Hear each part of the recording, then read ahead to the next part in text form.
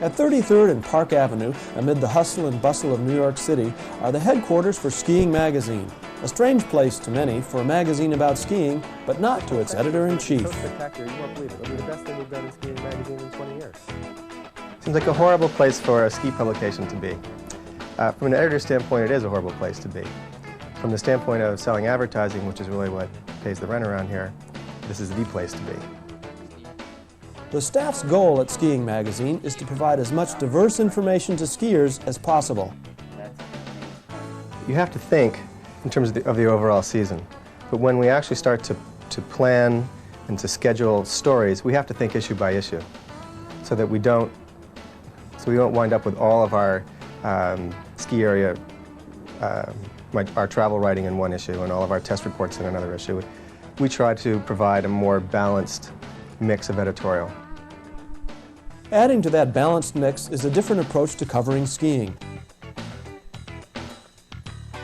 One that doesn't devote too much attention to extreme or expert skiing.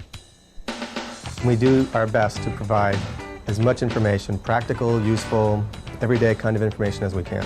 On the other hand, it's also nice to know what the possibilities are, where the frontiers are.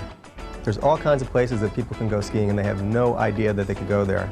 And in many cases, they have no idea how easy it would be to go there or how inexpensive it would be to go there.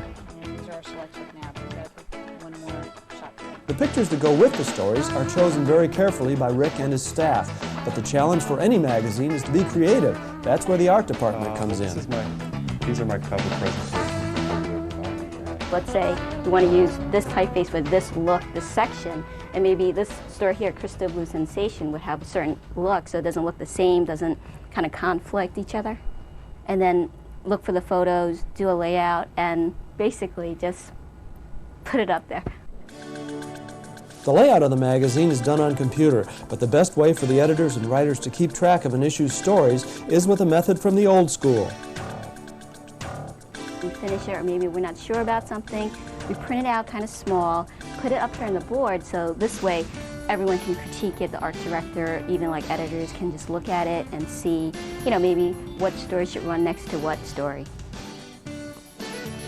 Now you're probably wondering how the stories that make the magazine are chosen. Well, it's really simple. We try to write about the things that interest us. We have a crew of writers working for us, range in age from maybe 23 to 65. So we managed to cover a pretty broad range of interests and ages just because of the people we have contributing to the magazine.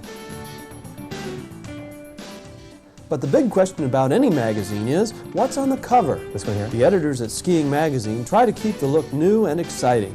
I know how that would work on the Italy story, but The hard part, I think, is showing it in a new way. It's almost impossible at this point because there's so many magazines and photographers that just keep doing it. But as long as I think our covers alternate or try to show it in a different light, I think we'll be successful.